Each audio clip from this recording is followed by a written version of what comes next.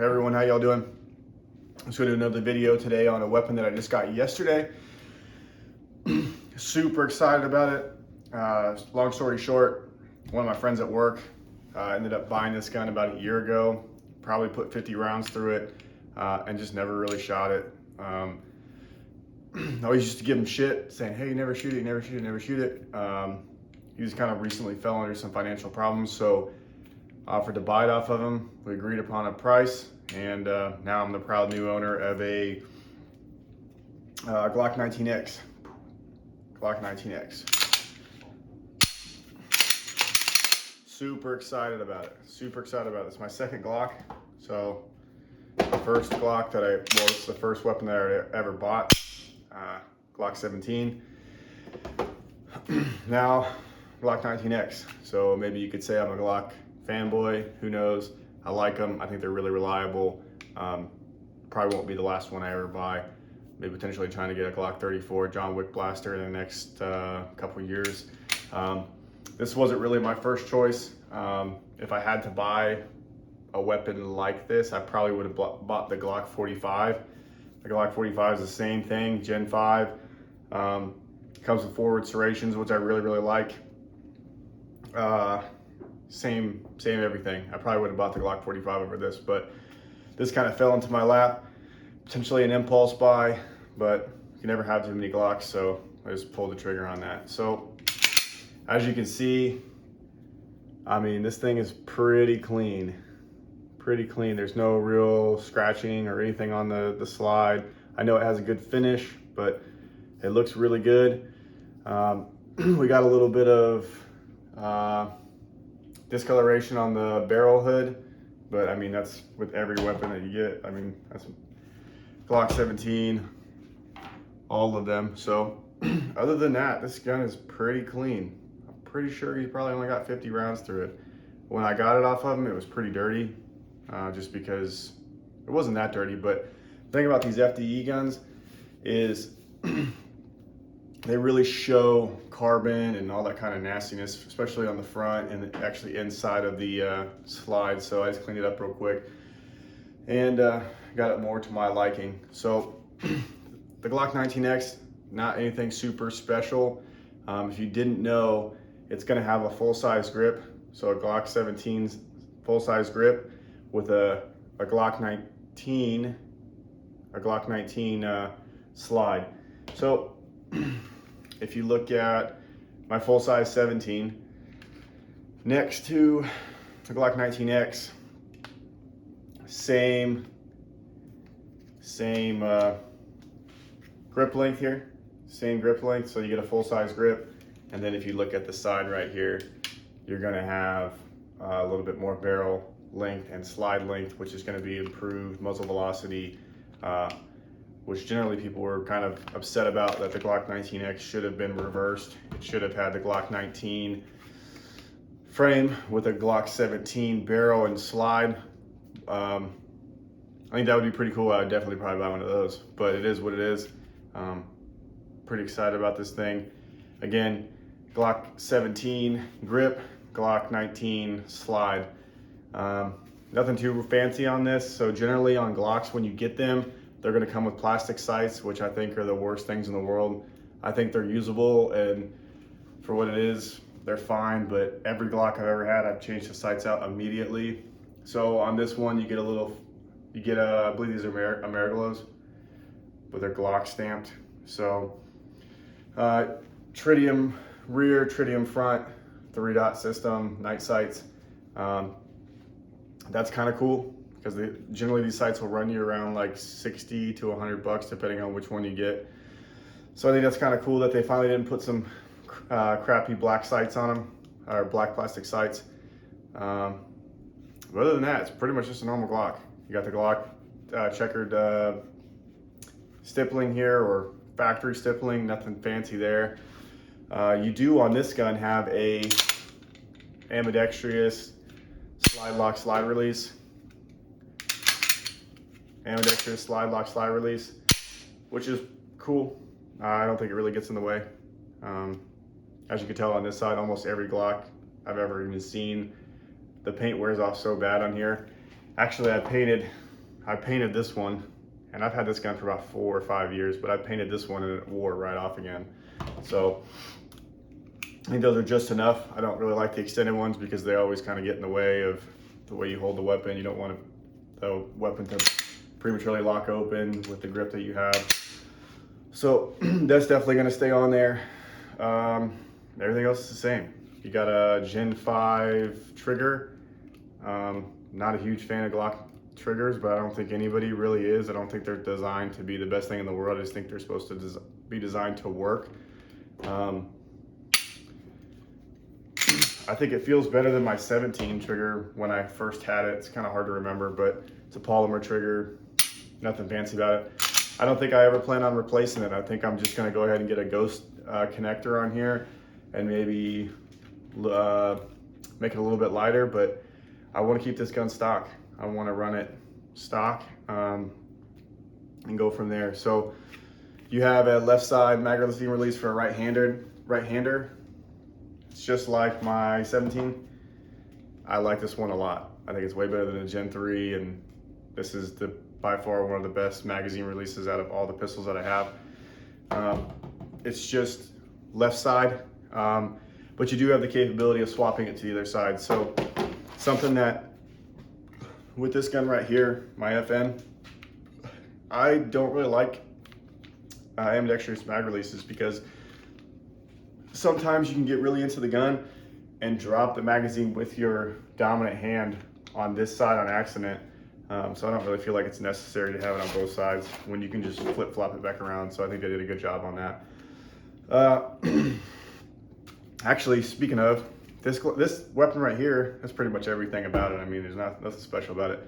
It does have a marksman barrel. Glock came out with that and said, hey, it's got a marksman barrel. I don't think anyone, or I'm not gonna speak on anybody else, but I know myself is not gonna be able to tell a difference with the way I shoot a pistol. I think I'm pretty accurate and can engage targets, but I don't think I could tell the difference between these two. Or if I had a Glock 19 with a normal barrel, a Gen 4 barrel, I don't think I could tell the difference. So not super spun up on that. It's crowned on the front, so if you drop it, it's not gonna mess up the barrel. Whereas my Glock 17 isn't crowned where this one is. But yeah, with that being said, this was the Glock's weapon that they submitted for the military trials. Obviously it didn't win. The M17 and M18 did, which is made by SIG, basically a SIG P320.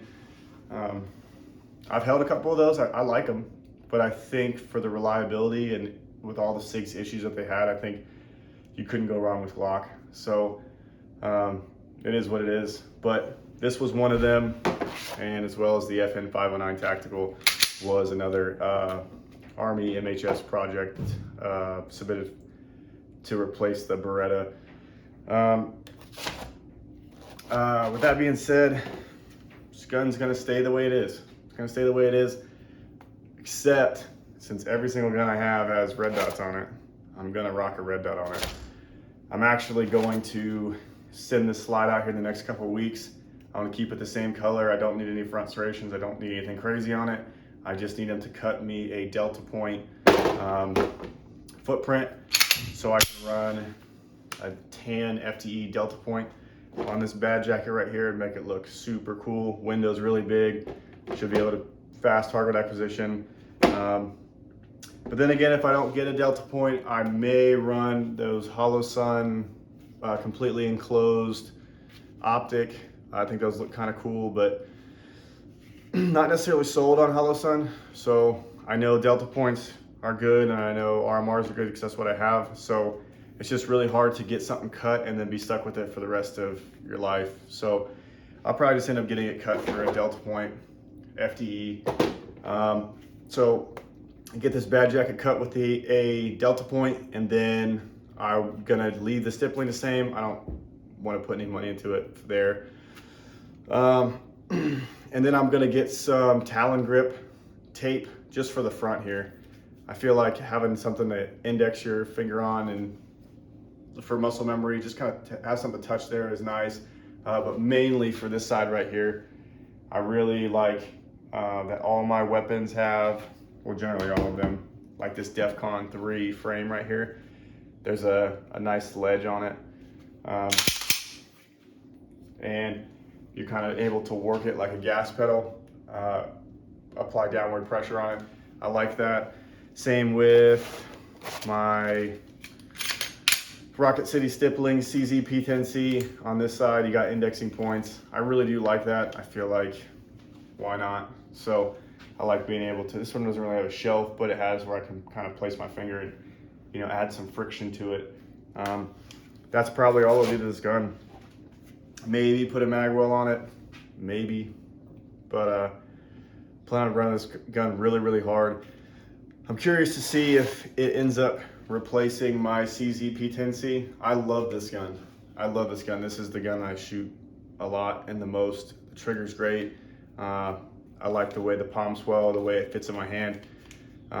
This gun is gonna be pretty hard to replace, but this could be a potential contender just because it's a Glock and I should be able to shoot it pretty good. I shoot my 17 pretty well. Same grip angle. Again, I don't know if I mentioned it before, but if you notice on like this M&P right here, it's a pretty straight grip angle. It's got a little bit of palm sway. You can change the back straps. But the pointability on this gun, just straight out, pick up the dot, I can see my sights, and I'm good. Same with this CZ, relatively straight, a little bit of a palm swell. Press out, there's the dot. Same with this FN, straight 1911 style, a little bit of a palm swell. Straight out and you're good to go. Now with these Glocks, seeing as how they kind of have this little weird, it's not a 1911, it's not really, I don't know what it is, like kind of Glock proprietary, whatever they do. But when you press these guns out, if you're not like a Glock fanboy and you shoot them all the time, what I notice I have to do is I have to kind of camp my wrist down, because every time I press out with every other gun, I can pick up the dot. But with these Glocks, I kind of have to camp my wrist down. It's not something that you can't train over, and I don't think that makes this a bad gun whatsoever. It's just every gun you pick up, you're gonna have to present and point a little bit differently. So when I come out, I kind of have to camp my wrist down. Would never say it's a bad thing. It's just something you're gonna have to get used to.